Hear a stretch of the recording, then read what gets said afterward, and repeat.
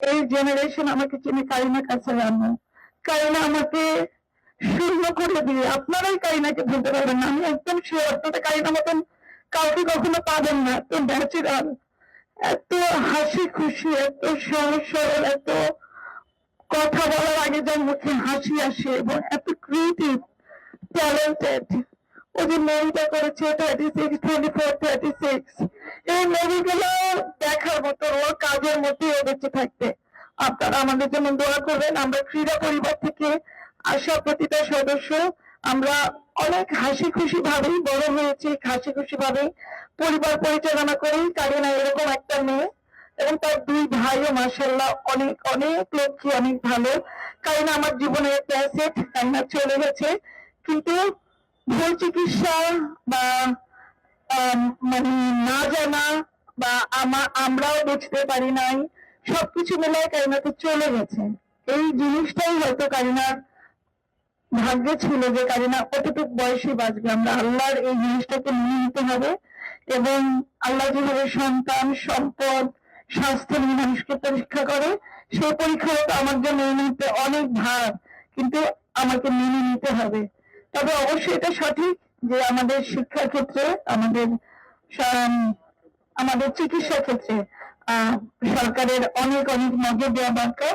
অনেক ইয়াং স্টুডেন্টরা বিভিন্ন প্রাইভেট মেডিকেল কলেজ থেকে পার হয়ে বের হয়ে তারা ডায়াগনোসিসও করতে পারে না, মানুষকে হেল্পও করতে পারে না, কিন্তু তারা প্রচুর টাকা দিয়ে পড়ছে, এইসব ইয়েতে ঢুকছে।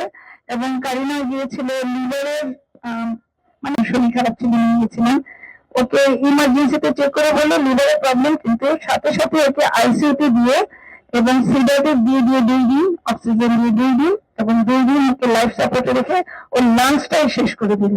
যে লাংসটাই ঠিক না, আমার মানে অ্যাম্বুলেন্সে করে, এয়ার অ্যাম্বুলেন্সে করে ওকে আর আমি কি ঠিক করতে পারবো। তো আমি সবকিছু মেনে নিলাম।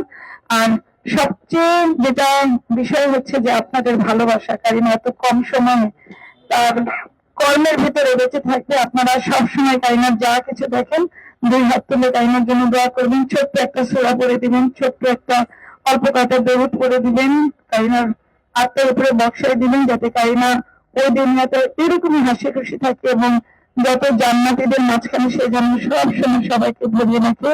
আর রাজনৈতিক সচেতনতা আমাদের এইভাবে কখনো নাই যে আমরা আওয়ামী লীগ সাপোর্ট করি বা বিএনপি সাপোর্ট করি বা জামাত সাপোর্ট করি। যে ভালো কথা বলে তাকেই সাপোর্ট করি। দেশটা দুর্নীতি মুক্ত হোক, দেশটা ভালো থাকুক, এটাই আমরা চাই। আর আমাদের একটা কন্টেন্ট নিয়ে মানুষের অনেক কন্ট্রোভার্সি আছে যে আমরা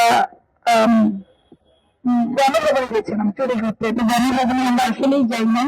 যেদিন ইয়ে ছিল, ওই সেলিব্রেশন হচ্ছিল, তো আমাদের সামনে দিয়ে মানুষ অনেক যাচ্ছিল মিছিল করে, কারো হাতে হাঁস ছিল, মাছ ছিল, গাছ ছিল, ল্যাপটপ ছিল, ভাঙ্গা চেয়ার ছিল, যে সব গণভবন থেকে আসছে। তো আমাকে বলে তুমি যদি একটা বাসা থেকে কিছু নিয়ে আসতা। আচ্ছা তো আমার ব্যাগ, এই যে আমি নিয়ে আসছি ব্যাগ, একটা ক্লিপ দেখা বললাম, এই যে আমার ক্লিপ, কিন্তু এটা আমরা করি নাই। হ্যাঁ, তো আমাদের এই ফান ভিডিওটা পাবলিক হয়ে গেছে এবং সেটার জন্য মানুষ অনেক অনেক নেগেটিভ কথা বলে। বা আমি মার্সাউতে পড়াই, আমার কোনো দরকার নেই একটা ভাঙা ক্লিপ আমি গণভবনে ঠেলাঠেলি করে চুরি করে নিয়ে আসবো।